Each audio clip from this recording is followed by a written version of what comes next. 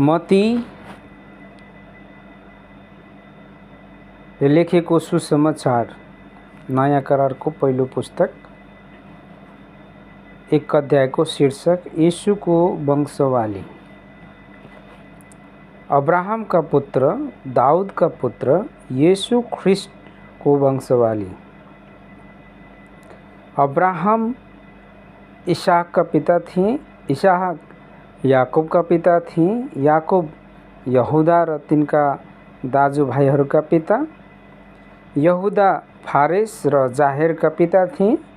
तिनीहरूकी आमा तमार थिइन्। फारेस हेब्रोनका पिता, हेब्रोन आरामका पिता, आराम अम्मीनादाबका पिता, अम्मीनादाब नहशोनका पिता, नहशोन सल्मोनका पिता, सल्मोन ओबजका पिता थिए। तिनकी आमा राहाब थिइन्।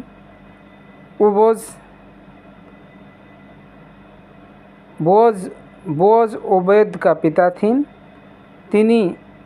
तिनकी आमा रुथ थिइन्। ओबेद यसैका पिता, यसै दाऊद राजाका पिता थिए। दाऊद सोलोमनका पिता थिए। तिनकी आमा उरियाहकी पत्नी थिइन्।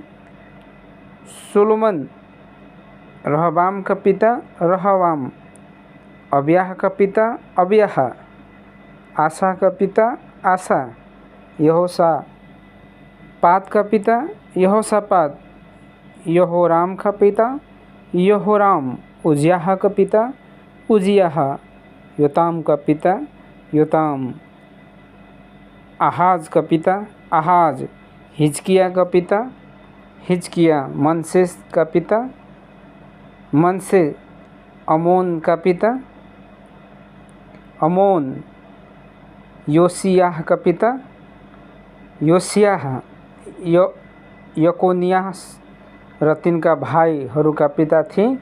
तिनीहरू बेबिलोनमा यहुदाहरूलाई बन्दी बनाएर लगिने समय अघि जन्मेका थिए। बेबिलोनमा बन्दी बनाएर लगिएपछि यकोनियास साल्तिएलका पिता थिए। साल्तिएल यरुबाबेलका पिता, यरुबाबेल अबियुदका पिता, अबियुद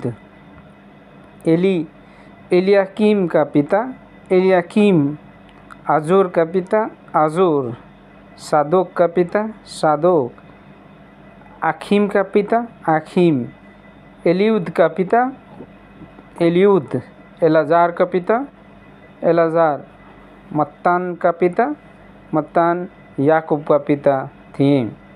याकूब तिनै योसेफका पिता थिए, जसकी पत्नी मरियम थिइन्।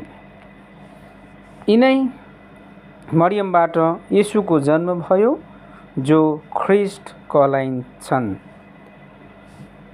यसरी अब्राहमदेखि दाऊदसम्म 14 पुस्ता भए